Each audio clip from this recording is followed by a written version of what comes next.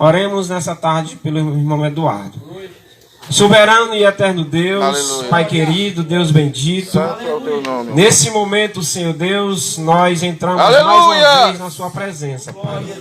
Senhor. Entregamos agora, Senhor Deus, o teu servo, o irmão Eduardo, onde ele irá, Senhor Deus, ministrar a sua palavra, aleluia, Deus. Onde ele vai explanar, faz Senhor Deus, assim, a sua palavra, Pai. Que o Senhor Deus ensina-nos, Pai. Venha, Pai amado, dar a palavra, fala, meu Deus, através do teu servo, Pai. Além daquilo que ele meditou, Senhor Deus eterno, que venha palavra do céu, Pai, palavras do alto, em nome de Jesus, como o meu Senhor Deus já tem mandado, Senhor Deus, nesses dias. Usa teu servo, Pai, poderosamente, Senhor Deus, e que a gente venha continuar, Pai, com essa alegria, Senhor Deus eterno, que só o Senhor pode nos proporcionar.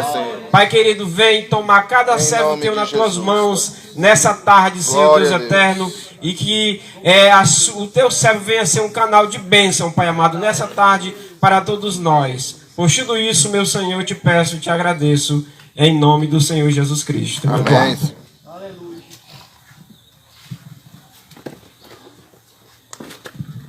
Amém, irmãos. Louvado seja o nome do Senhor Jesus. Saúde aos irmãos mais uma vez com a graça e a paz do Senhor. Motivo de alegria estar aqui com os irmãos nesta tarde, neste culto, de encerramento, de comemoração também do projeto ID, um ano de existência desse projeto que Deus tem colocado no coração dos irmãos, para os irmãos realizarem a obra do Senhor em muitos locais. Então, é motivo de muita alegria estar participando desta tarde, deste momento maravilhoso, não só na minha vida, mas também na vida dos irmãos. Amém? E eu gostaria, irmãos, de abrir o texto lá em João, Evangelho de João, capítulo de número 2. Evangelho escrito por João, capítulo 2. Vamos ler a partir do versículo de número 13.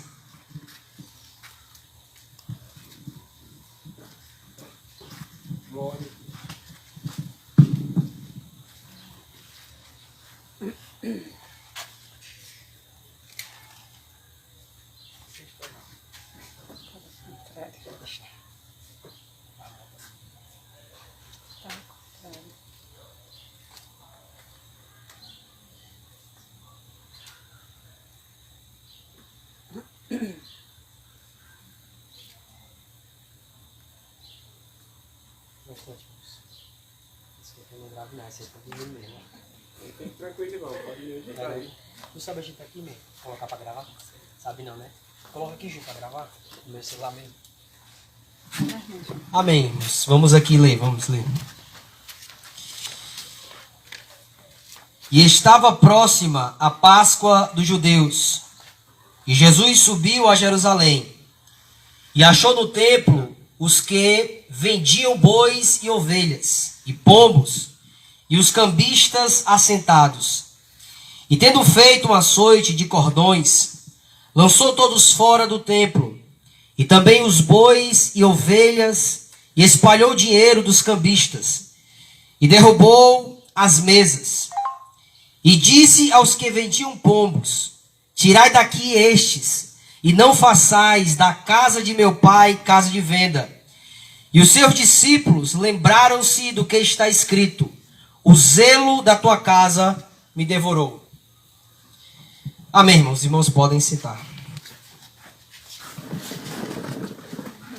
Louvado seja o nome do Senhor Jesus. Aleluia. Meus amados e queridos irmãos, essa passagem aqui que nós lemos, algumas coisas nos chamam a atenção em relação a Jesus e certos ritos que ainda eram feitos aqui na religião judaica.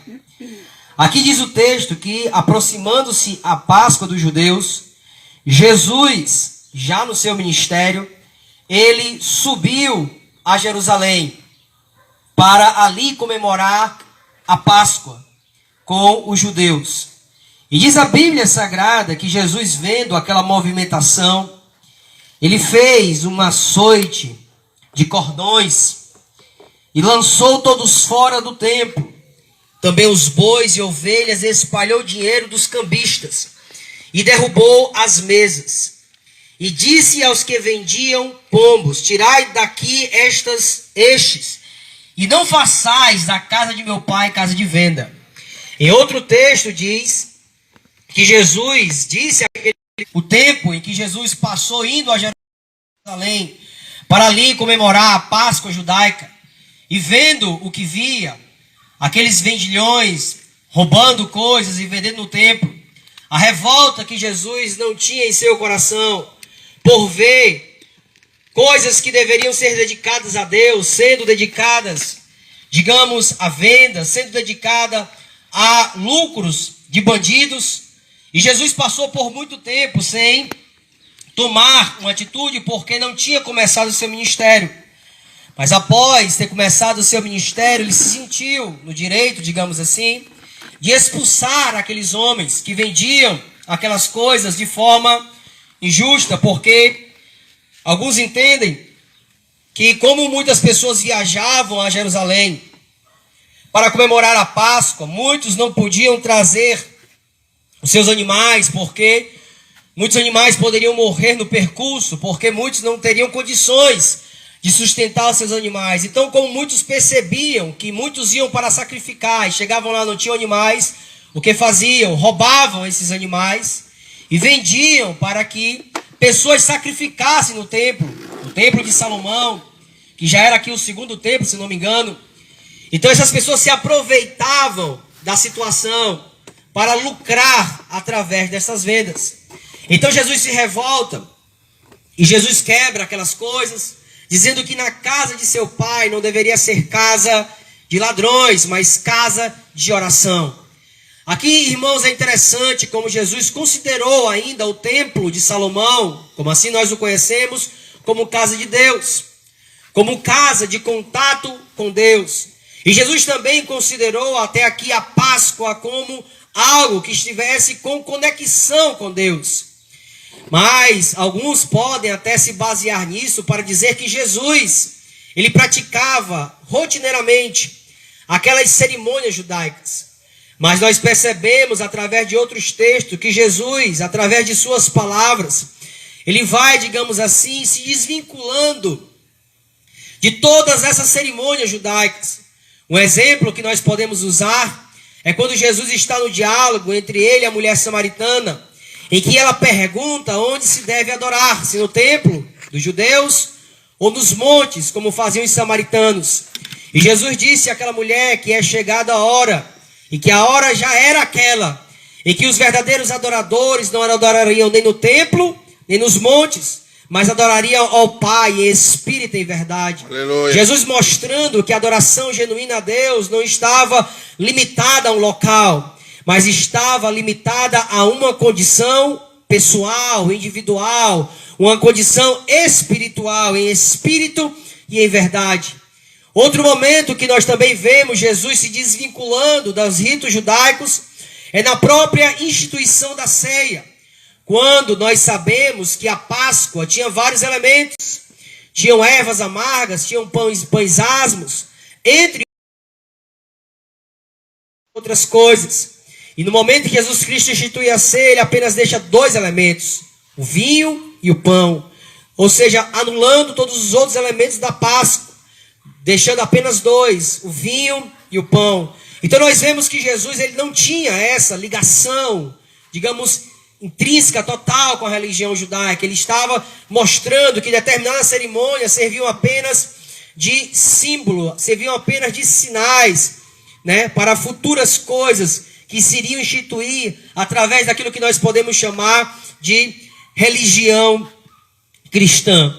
Então os discípulos, irmãos, ao verem aquelas coisas, é interessante aqui no versículo de número 17, quando os discípulos viram aquelas coisas, eles disseram, e disse no versículo 17, e os seus discípulos lembraram-se do que está escrito, o zelo da tua casa me devorou, ou o zelo da tua casa me consome.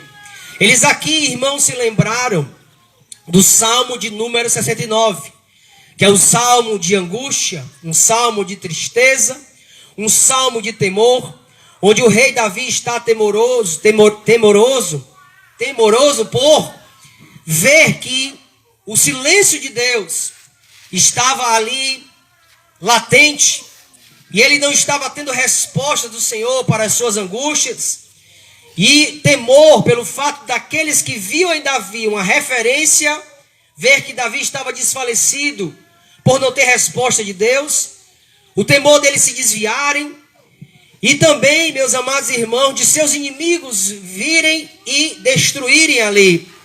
Mas no Salmo de número 69, Davi termina o Salmo com um louvor, dizendo que o Senhor, ele viria a Sião, ele salvaria Sião e edificaria a cidade de Judá, e ali ele faria habitar todos aqueles que fossem herdeiros das promessas de Deus. Aleluia. Então era um salmo de angústia, mas ao mesmo tempo ele dizia no salmo: o zelo da tua casa me devora. Ou seja, pelo fato de eu ser zeloso pela tua casa, eu não vou desistir de zelar por ela. Eu não vou desistir de zelar pelas coisas do Senhor. E meus amados irmãos, quando nós olhamos para esse texto e contextualizamos para a era da igreja, nós podemos dizer aqui que a casa de Deus não é mais aquilo que antes considerávamos casa de Deus, ou que o povo considerava a casa de Deus no tempo. O que é casa de Deus nos dias atuais, segundo as Escrituras Sagradas? Nós sabemos que a casa de Deus agora, irmãos, é a igreja. É o povo de Deus. Igreja, segundo o apóstolo Paulo, ele fala que é o corpo de Cristo. O corpo que é constituído por membros, os membros da igreja. E estes membros, segundo Paulo, escrevendo aos Colossenses, no capítulo de número 2, e no versículo 14, o apóstolo Paulo, irmãos, diz assim, 2,14. Colossenses 2,14.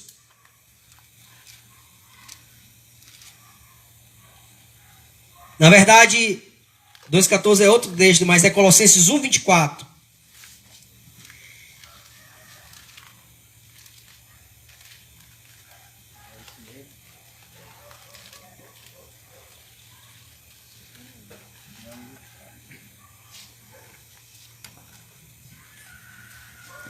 Que diz assim: regozijo-me agora no que padeço por vós, e na minha carne cumpro o resto das aflições de Cristo, pelo seu corpo, que é a igreja. Aqui fala que a igreja é o corpo de Cristo, como nós sabemos. O corpo de Cristo é constituído por todos os membros da igreja. Aleluia. Em outra parte, o apóstolo Paulo vai dizer que a igreja, agora, irmãos, é a casa de Deus. Em 1 Timóteo, capítulo 3, se eu não me engano.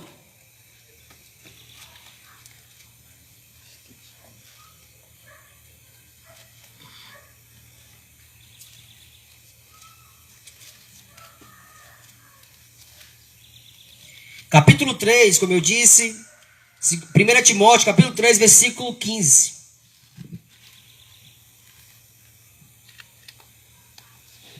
Que diz assim: mas se tardar, para que saibais como convém andar na casa de Deus, que é a igreja do Deus vivo, a coluna e firmeza da verdade.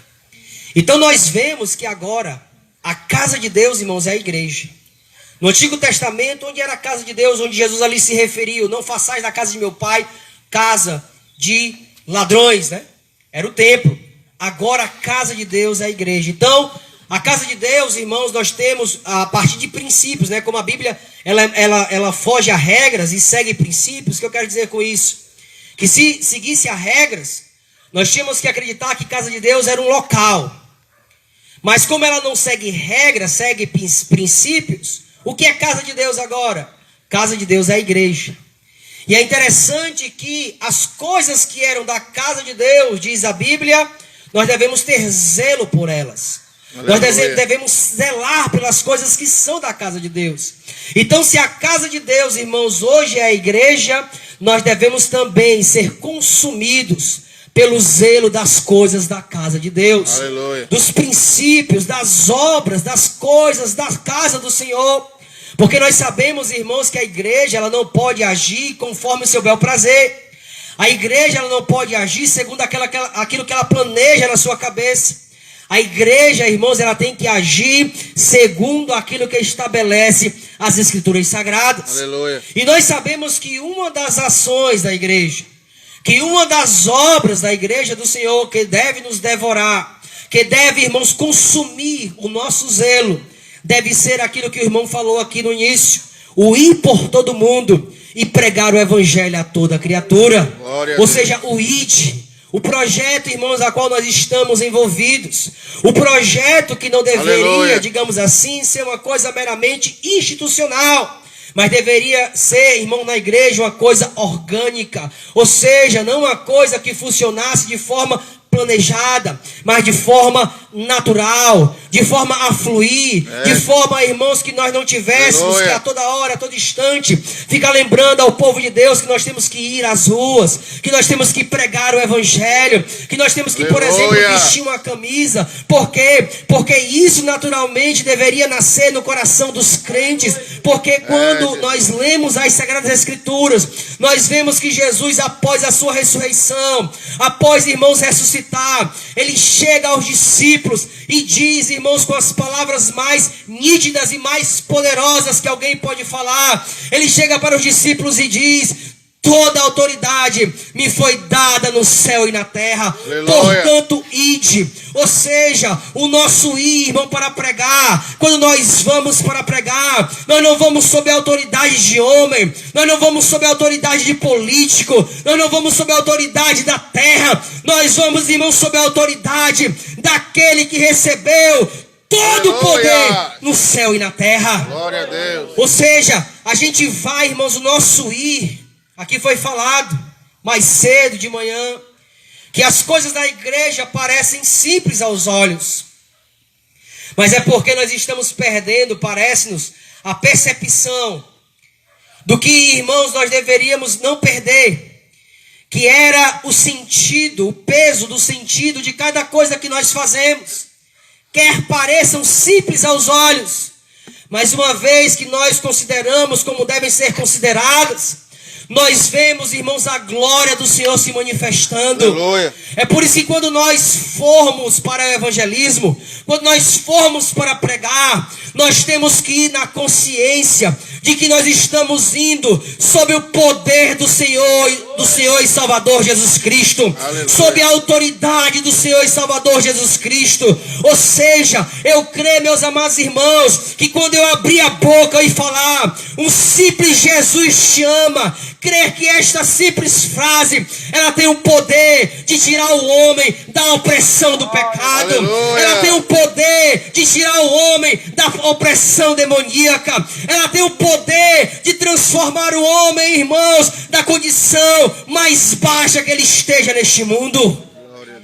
Nós vamos sob a autoridade de Jesus, aquele que recebeu toda a autoridade. Portanto, ide e pregai.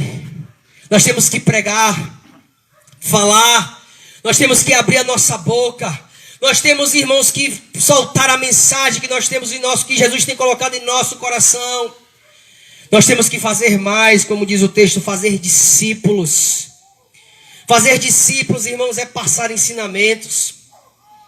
Não só fazer discípulos, o ir, não é só pregar. É fazer discípulos, é batizar, é fazer com que aquela pessoa que nós ganhamos para Cristo, levá-la às águas. Porque uma vez que nós levamos aquela pessoa às águas, aquela pessoa, irmãos, ela está fazendo um rompimento total com as coisas do mundo, com aquilo que antes lhe era senhor, com aquilo que antes lhe oprimia, com aquilo que antes lhe trazia tristeza e depressão. A pessoa está declarando naquele momento do batismo que o Senhor Jesus é o Senhor da vida dela. E disse mais Jesus, ensinando a guardar todas as coisas. Então nós vemos, irmãos, que a nossa obra, além dela ser responsável, é uma obra que exige dedicação. É uma obra, irmãos, que exige amor. É uma obra que nós não podemos fazer de qualquer forma e nem de qualquer jeito. É por isso que aqui Jesus, quando vai falar da casa do Pai, ele diz que a casa do Pai era a casa de oração. E a igreja, irmãos, ela tem que ir também sob o poder da oração. A oração, quando nós oramos a Deus, irmão, naquele momento nós estamos sendo capacitados. Deus vai nos direcionar através da oração. A oração, irmãos, é como se fosse um rendimento. Nós estamos nos rendendo e dizendo a Deus: não, Senhor, nós não queremos ir segundo aquilo que nós fizemos estratégia. Nós não queremos ir segundo a nossa força. Nós não queremos ir segundo a nossa capacidade. Nós queremos ir, Senhor, segundo o teu poder e segundo a tua direção. Glória a Deus. A casa do meu pai será casa de oração. Veja como a oração ela é importante para a evangelização. Paulo dizia: irmãos, se vistam da armadura de Deus. Se revistam da armadura de Deus.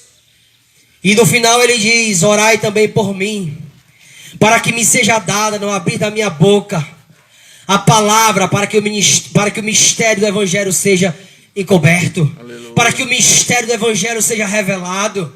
Veja, a oração nos dá essa capacidade de irmos, irmãos, com um poder para que o mistério do evangelho seja revelado. É uma guerra espiritual. Se por um lado nós estamos indo para que o mistério do evangelho seja revelado, por outro lado, a Bíblia diz que o diabo cegou o entendimento dos incrédulos para que a luz do evangelho não resplandeça. Ou seja, de um lado nós queremos resplandecer o evangelho, de outro lado o diabo está ali, irmãos, querendo que o evangelho não seja resplandecido na vida daquela pessoa. É por isso que aqui eu quero enfatizar isso, que o zelo tem que nos consumir tempo de oração, consumir tempo de leitura, consumir tempo de dedicação, de comunhão, porque uma vez que eu me comungo com meu irmão, que eu estou na comunhão com meu irmão, eu vou me fortalecendo no conhecimento, para que eu possa, irmãos, às vezes lá fora, no evangelismo, eu derrubar, como diz a Bíblia, todo o conhecimento que se levante contra Deus. Aleluia. Eu falando isso para os meus irmãos aqui, os meus irmãos aceitam naturalmente. Mas se eu disser para os meus irmãos que há movimentos na igreja em geral, no Brasil, e que eu já ouvi um homem conhecidíssimo no Brasil falar que evangelizar é pecado. Dessa forma. Porque para eles, nós não devemos convencer ninguém do seu estado de vida que vivem. Eles acham que as pessoas devem ser livres. Mas é interessante, irmãos, que a gente passa a ouvir e a gente vê as contradições. E eu ouvindo outra mensagem desta pessoa, ele abriu para perguntas. E um dos membros antigos dele disse assim: pastor, o que é que o senhor acha de nós, este evangelho que o senhor prega não está sendo pregado nas periferias?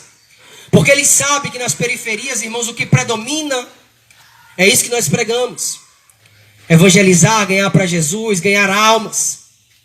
Mas eles querem trazer aquilo que eles pregam lá para dentro dessas igrejas que são, que eles chamam de igrejas da periferia.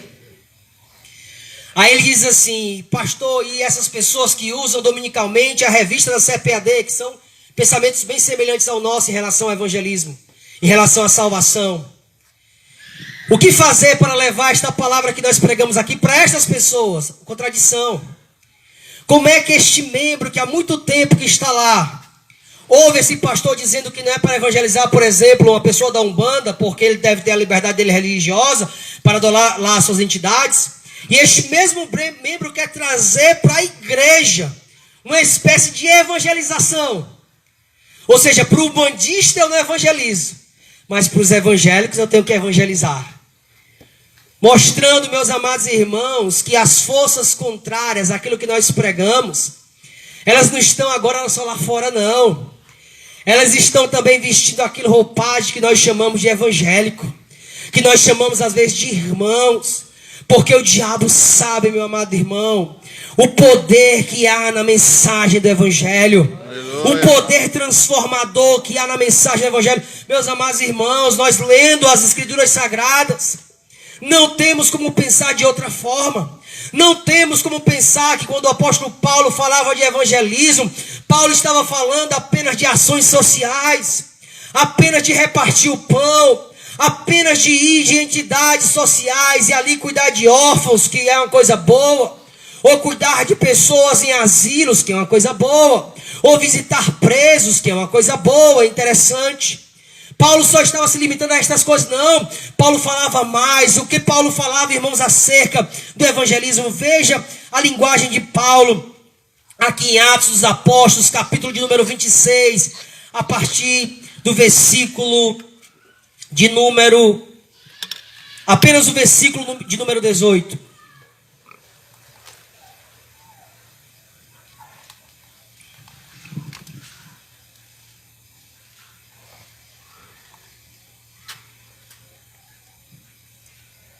Diz assim Paulo, versículo 17.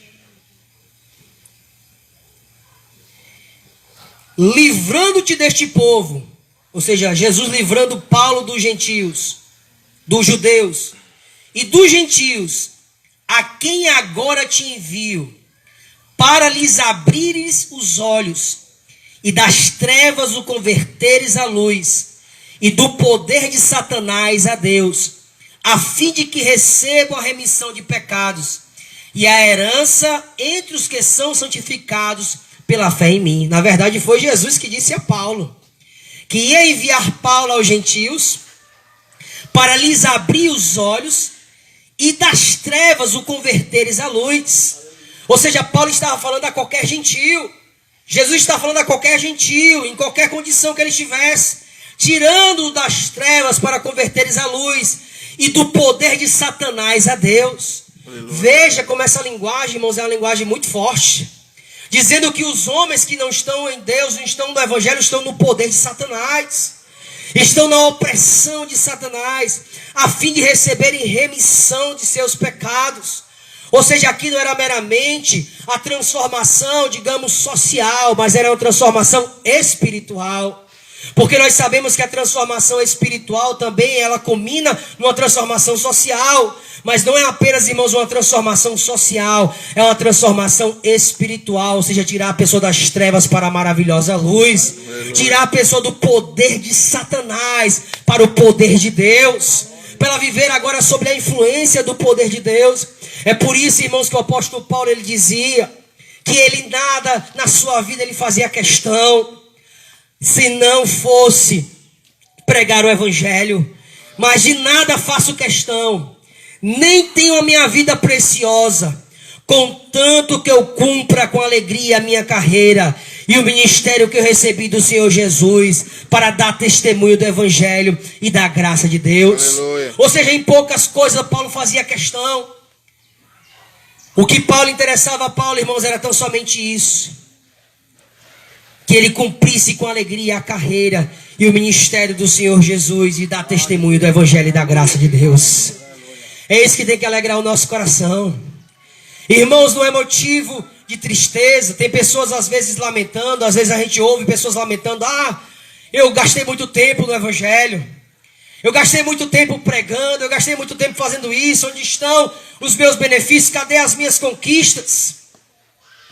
Esta pessoa, irmãos, ela não entendeu o seu ministério, ela não entendeu o seu chamado, ela não entendeu o evangelho. Porque para que nós façamos esta obra como se deve ser feita, vamos ter de renunciar muitas coisas. Vamos ter, meus amados irmãos, de renunciar muitas coisas. É como na economia eles dizem que quando a pessoa quer investir numa coisa, por causa disso ele deixa de investir em outra, que ele poderia ganhar. Agora não estou lembrando do termo técnico, mas ele diz que pelo fato dele não ganhar naquela ali, ele vai ganhar nessa daqui. Talvez ele não ganhe, mas ele preferiu ir nessa daqui em vez de ir naquela colar. E meus amados irmãos, a mesma coisa é o evangelho. Quem se dedica ao evangelho como se deve dedicar, talvez ele não ganhe estas coisas daqui, mas ele ganha aquilo que o evangelho está oferecendo para ele ganhar. Aleluia. E talvez o que ele tenha para ganhar não seja aqui na terra, não seja, irmãos, terreno, seja só quando ele chegar lá no reino do Senhor, quando formos galardoados pelo Senhor, recebemos o galardão do Senhor. E talvez, e bem provável, que nós, irmãos, reconheçamos lá que o que fizemos aqui foi verdadeiramente de grande valor, mas muitos não precisarão chegar lá para ter esse reconhecimento. Eles reconhecerão aqui mesmo que o que eles estão fazendo, irmãos, já são de grande valor para o Senhor. Já são de grande valor, porque eles têm esse sentimento que é a impressão do próprio Espírito de Deus colocando em seus corações, do que o que eles estão fazendo é da vontade de Deus. Tendo o mesmo sentimento de Jesus.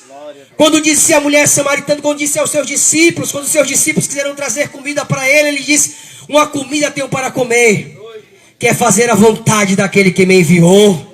Ou seja, naquele momento Jesus estava com mais fome de fazer a vontade de Deus do que comer o alimento, irmãos, natural. Às vezes nós nos encontramos assim, com mais desejo de estar numa vigília do que dormir, com mais desejo de jejuar do que comer, com mais desejo, irmãos, de estar num lazer, desejo de estar evangelizando do que estar num lazer. Por quê? Porque estas coisas vão consumindo o nosso coração, vão consumindo, irmãos, as nossas vidas. Aleluia. Foi por isso também que o apóstolo Paulo, eu estou usando o exemplo do apóstolo Paulo, irmãos, porque é um exemplo invariável.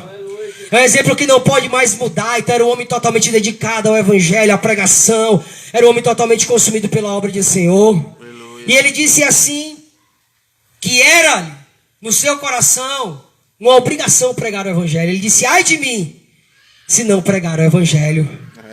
Muitos interpretam que esse ai de mim é como se fosse uma obrigação. E ele disse: ai de mim se eu não pregar, porque se eu não pregar eu vou ser cobrado. Ai de mim se eu não fizer isso.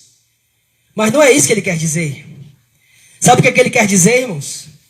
É que ele encontrou uma coisa tão maravilhosa, ele encontrou uma coisa tão grandiosa, que ai dele se não falasse dessa coisa grandiosa. Aleluia. Imagine você que se Horizonte estivesse desértica, as pessoas estivessem morrendo de fome, e você saísse procurando por comida, e encontrasse um lugar abundante de comida, de alimento, o que é que você iria fazer? Não, vou ficar aqui só para mim.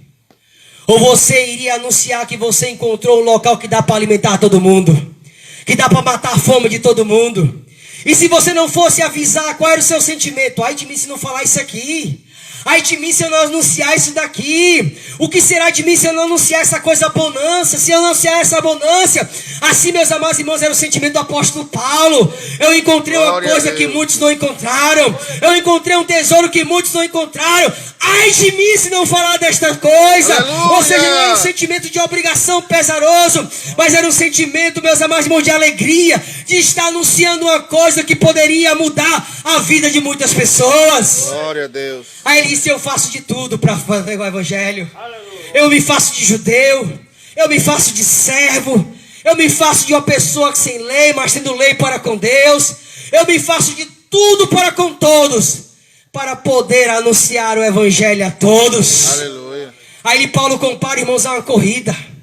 Uma corrida, ou seja, uma coisa que não pode parar.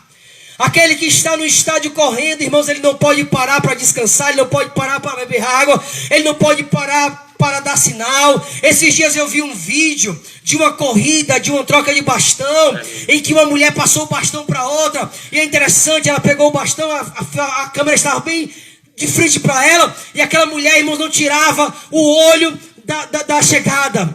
Dá para observar que ela não parava de olhar para a chegada. A visão dela não era para a multidão que estava no estádio. A visão dela não era para aquela mulher que ficou atrás lá, que passou o bastão para ela. A visão dela, irmão, só era para chegar lá na chegada. E o apóstolo Paulo compara a pregação do evangelho a uma corrida, que nós vamos chegar, irmãos, num determinado local, e que nós também vamos receber um prêmio, como aquela mulher recebeu, uma medalha de ouro. Mas o nosso prêmio, irmãos, ele não vai ser uma coroa corruptível. Eles fazem aquilo por uma coroa corruptível, mas nós não. Nós fazemos por uma coroa incorruptível, uma coroa que não vai passar. É por isso que o que nós fazemos, irmãos, é mais importante do que uma corrida no autódromo, é mais importante do que um jogo de futebol, é mais importante do que o Big Brother, é mais importante, qualquer coisa é mais importante que o Big Brother, é mais importante, meu amado irmão, do que qualquer coisa que pode se ganhar neste mundo, porque é uma medalha incorruptível. Glória a Deus. Glória a Deus. Aleluia. E o bom, irmãos, aqui tem para todos. No estádio, Paulo disse: ele só um ganha. Na igreja não, todos podem ganhar. Aleluia. Então, meu amado irmão, que você possa correr a sua corrida. Glória a Deus. Que você possa, irmãos, correr a sua corrida buscando uma coroa incorruptível. Aí Paulo termina assim, nesse texto: E eu subjugo o meu corpo, fazendo com que ele me sirva, ele viva de servidão, para que pregando a outros, eu mesmo não venha a ser anulado. Ou seja, eu estou renunciando até aquilo que meu corpo está pedindo. Glórias a ti, Senhor. Às vezes o meu corpo quer descanso, mas eu renuncio a esse descanso. Às vezes o meu corpo quer dormir até... Não consigo mais. Às vezes o meu corpo quer dormir até tarde. Mas eu renuncio porque eu vou aproveitar esse tempo para ler, para me esforçar, para aqui mandar cartas, para pregar. Ele, irmãos, sabia o que falava e fazia o que falava, né? Ele dizia: irmãos, andem como sábios e não como nécios, remindo o tempo, porque os dias são maus. Nós não devemos andar como nécio. O nécio, irmãos, é aquele que não sabe tomar decisões. O nécio é aquele que não sabe para onde está indo. O nécio é aquele que é facilmente enganado. O nécio, ele é facilmente induzido, porque ele não tem base, ele não tem sabedoria. Mas Paulo diz: andemos como sábios. Sábio já é o contrário, é aquela pessoa que já sabe para onde vai, já é aquela pessoa que sabe tomar decisões, é aquela pessoa que sabe dizer não, sabe dizer sim na hora que deve ser dizer dito sim. Andamos como sábios, remindo o tempo. Remir o tempo, irmãos, é guardar o tempo. Por quê? Porque os dias são maus. É interessante que esse que eu falei pregam dias bons. Parece tudo maravilha a pregação dele, parece que a vida assim... não tem espinhos, parece que o homem não pecou. Mas Paulo diz, aí você fica naquela dilema, né? Muitos ficam, eu não fico. Eu sigo esse daqui da internet, eu sigo o Paulo da Bíblia. Porque eles acham Paulo retrógrado. Eles acham Paulo, irmãos, ultrapassado. Eles acham Paulo que Paulo tinha uma visão arcaica da vida. Mas nós sabemos, irmãos, que o que Paulo escrevia é pela inspiração do Espírito Santo. Aleluia. Tinha tanta convicção do que ele escrevia, que era inspirado pelo Espírito, que ele disse: olha, se alguém pregar outra coisa que eu estou pregando aqui, seja amaldiçoado. Até mesmo nós. Porque o que eu estou falando não é de mim, vem do alto, é do Pai. Então, meus amados irmãos, Paulo, como eu disse aqui, é o nosso exemplo invariável de como nós devemos ser. De como nós devemos tratar a pregação do Evangelho. Glórias a ti. O Evangelho é esse chamado de reconciliação do homem para com Deus. Aleluia. O homem que está cego, o homem que está perdido, o homem, irmãos, que está andando à beira do abismo e que necessita de que pessoas transformadas, como loucas, saiam gritando nas ruas e digam que essas pessoas, irmãos, estão correndo um grande perigo, um enorme perigo. Ou como usava o termo o Jonas Edwards, que dizia que era como se Deus segurasse nas antenas de os insetos. A qualquer momento Deus poderia soltar, e uma vez que soltasse, aquelas pessoas cairiam no abismo. Irmãos, as pessoas sem Cristo estão correndo um grande perigo, perigo de condenação eterna. Quando nós pensamos nisso, nós ficamos muitas das vezes, eu fico angustiado, porque essa é uma das coisas que eu gosto até menos de pensar, do inferno, apesar de eu crer que é real. Mas quando eu fico imaginando, irmãos, a condenação infernal, eu fico assim com o meu coração muito angustiado, porque imaginar que uma pessoa vai sofrer eternamente. Por isso que esses homens desistem de pensar e dizer que o inferno está vazio, como muitos pensaram, acredito no inferno, mas acredito que ele está vazio. Ou entrar na teoria do universalismo, crer que todos vão ser salvos. Mas quando chegar uma pergunta e dizer assim, você crê que Madre Teresa de Calcutá vai ser salva? Ele vai dizer, sim, claro que vai. Aí o repórter perguntou, e o Hitler vai ser salvo? Ele, não, quem sabe é Deus. Quem sabe é Deus. Ah, não é todos que vão ser salvos, não. Ou seja, entra em contradição na própria aquilo que fala, irmãos. Então prefiro acreditar naquilo que está escrito na palavra. Aleluia. De que as pessoas estão correndo este risco. Jesus. E de que nós temos essa responsabilidade de ir pregar, irmãos. De ir pregar. E como foi cantado aqui, como foi falado aqui, nós temos que ir sob a influência do Espírito Santo. É por isso que é necessário este poder, revestir de poder. Poder para testemunhar de Jesus. Ao testemunhar de Jesus, não falarmos de Jesus como uma pessoa que viveu há 2000 anos atrás, Mas falar de Jesus, irmãos, como ele estivesse aqui agora. Aleluia. Andando no nosso meio. Glória a Deus. Desafiando, irmãos, orando pelos enfermos. Jesus disse assim aos seus discípulos: vão e expulsem os demônios. Limpem os leprosos. Curem os enfermos. E diga: o reino de Deus chegou. O reino de Deus chegou. Irmãos, nós indo, é o reino de Deus chegando. É pessoa sendo curada. É demônios sendo expulsos. É leprosos, pessoas isoladas da sociedade por ter alguma doença, por ter, irmãos, algum defeito, traumatizados por alguma experiência de vida e não quererem mais se relacionar com o outro porque estão naquele trauma, oprimidos por aquele trauma, e você chegar para ela e dizer: olha, você não precisa mais viver com esse trauma, você não precisa mais conviver assim de forma derrotada com essa angústia do seu coração, porque existe algo supremo, existe algo maravilhoso, existe uma alegria que você pode desfrutar, existe uma experiência que você pode ter, que não se baseia nessa experiência horrorosa que você teve, é através da experiência com Jesus. Aleluia. E se naquele momento aquela pessoa, irmãos, ela abriu o coração com a palavra, ela vai ter uma experiência poderosa na sua vida, e ela vai ser liberta daquela opressão, e ela vai pular de alegria, ela vai pular de satisfação. Aleluia. Como eu vi o testemunho de uma jovem adolescente, que ela chega ousadamente numa vigília e disse: irmãos, eu quero dizer uma coisa para os irmãos, eu estou alegre hoje, eu estou muito alegre hoje. Há anos atrás eu vivia oprimida, eu vivia muito triste, porque eu fui abusada na minha infância pelo um familiar meu, e eu pensava que toda pessoa que se aproximava de mim ia abusar de mim. Mas teve um dia que eu escutei o evangelho de Jesus, Aleluia. eu escutei a palavra do Senhor e fui atraída, e agora eu superei este trauma, e eu me chego nas pessoas para falar de Jesus. Jesus me libertou da opressão. Aleluia. É assim que Jesus Cristo faz. Ele dá vista aos cegos, ele limpa os leprosos, ele faz os coxos andar. Jesus tem o poder, irmãos, até fazer morto defunto levantar do caixão. Aleluia. Assim ele queira, assim ele queira. Glória a Deus. Ele tem este poder, irmãos. Aleluia, glória a Deus. As pessoas pensam que a gente fala isso, é como se a gente então vai lá e levanta, não é brincadeira não, meu amigo. Tem que levanta um crente para fazer mais raiva o diabo, não vai levantar em crédito não, porque pode pecar e pode ser mais prejuízo. É crente para fazer mais raiva o diabo. Aleluia. Talvez um crente tipo assim, irmão Gleiciano, né? Irmão Célio tá aí não, né? Tipo o irmão Gleiciano assim, faleceu, pai, prejuízo grande, vai ter que ressuscitar. Aí a gente ora para ele levantar para fazer mais prejuízo ao diabo, irmão. É desse tipo assim. Deus colocando no coração.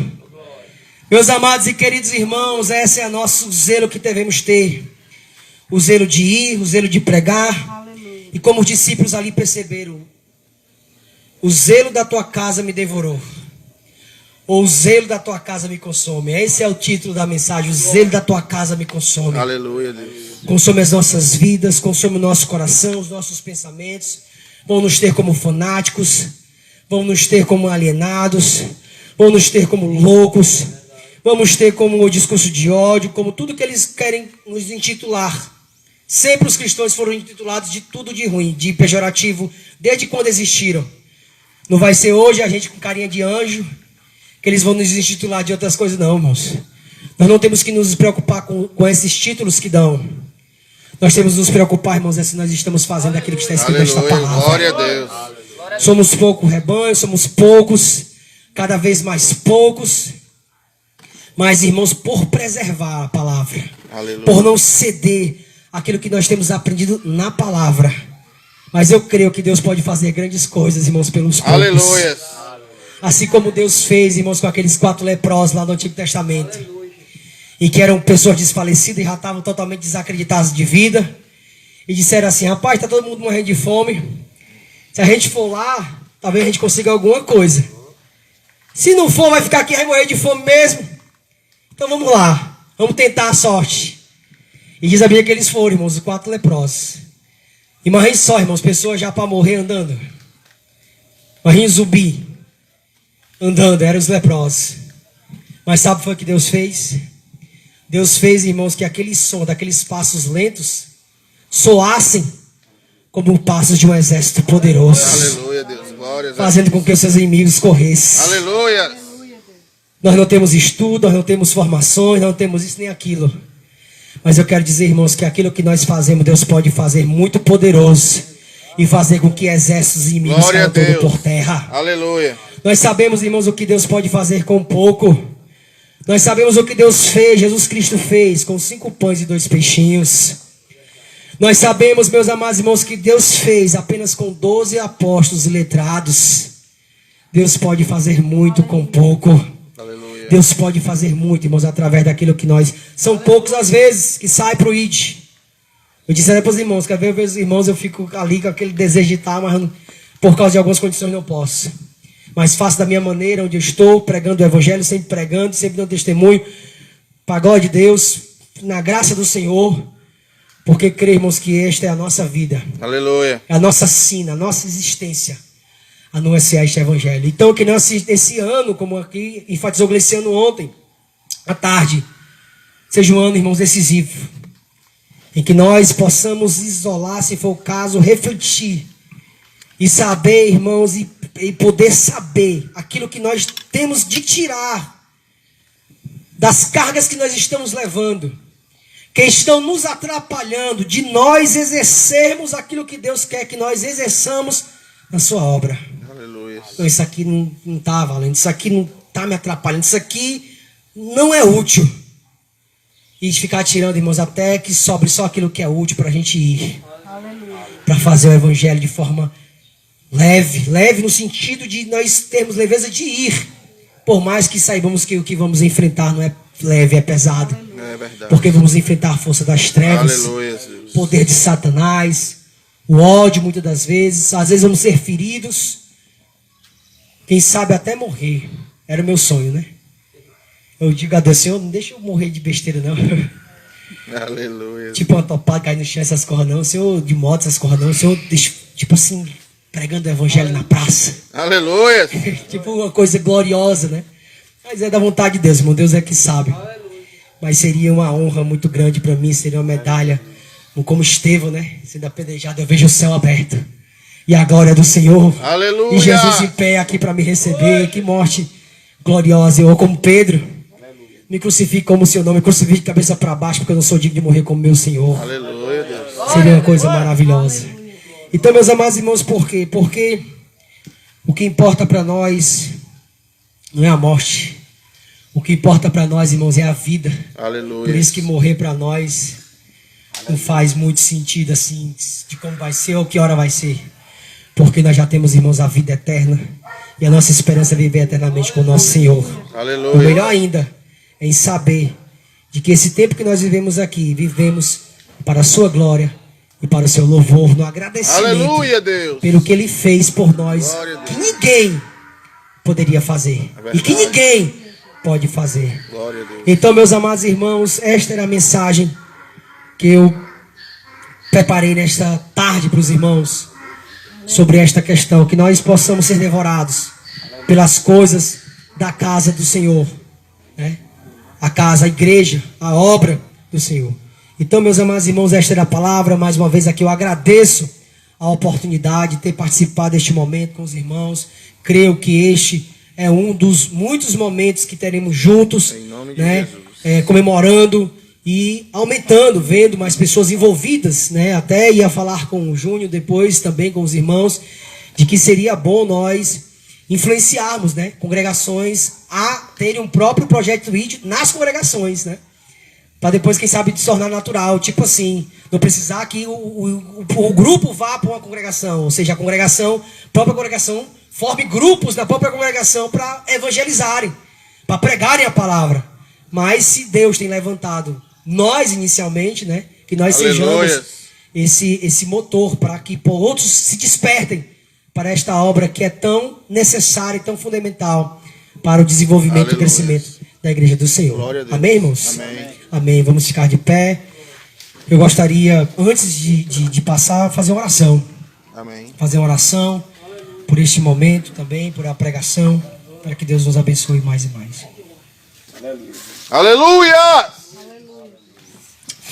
Senhor nosso Deus, nosso Pai, queremos te agradecer, meu Deus, por este momento maravilhoso, ó Pai, nesta tarde, nesses dias aqui, meu Deus, na tua santa presença, com estas mensagens, com os louvores, ó Pai, com as palavras, no momento da ceia, Senhor, no momento da comunhão, ó Pai, e pós, meu Deus, também estes momentos de cultos, meu Senhor, por tudo, meu Deus, que houve aqui, meu Pai, nesses dias, pela tua presença, Pai, por estes momentos, meu Deus, de comunhão, de incentivo, de motivação uns para com os outros, ó Pai, como disse o irmão Jean, que nós possamos trazer para o nosso coração, para as nossas vidas, ó Pai, que possamos, meu Deus, expandir, meu Senhor, para o nosso dia a dia, e que o Senhor, meu Deus, venha operar através do teu povo, ó Pai. E agora, meu Deus, eu lembrei aqui da irmã Zuíla, meu Deus, que está internada, que os médicos, meu Deus, não estão conseguindo encontrar, meu Deus, onde está a infecção que está ali, alterando, meu Deus, o seu humor, a sua mente, ó Pai. Nós te pedimos que, meu Deus, que o Senhor que sabe onde está, meu Deus, essa inflamação, que o Senhor agora com teu poder, ó Pai, estenda a tua mão poderosa e toca agora na vida do nosso irmão, ó Pai, para que esta enfermidade desaloje do seu corpo e a sua saúde, Pai, seja restaurada, para que a tua serva possa fazer a tua obra, meu Deus querido. Opera, Pai, restaura, Senhor, na vida dos teus servos, ó Pai, na vida da igreja. Restaura a saúde, meu Deus. Restaura a coragem, ó Pai. Que a tua igreja não venha a parar e nem temer, meu Deus, a doença alguma, Pai, que se levante contra o teu povo, meu Deus querido. Ó Deus, é o que nós suplicamos, ó Pai. É o que nós oramos, Senhor. Aleluia! Em nome do Senhor e Salvador Jesus. Amém. Amém. Eu passo a palavra aqui ao diácono Jean.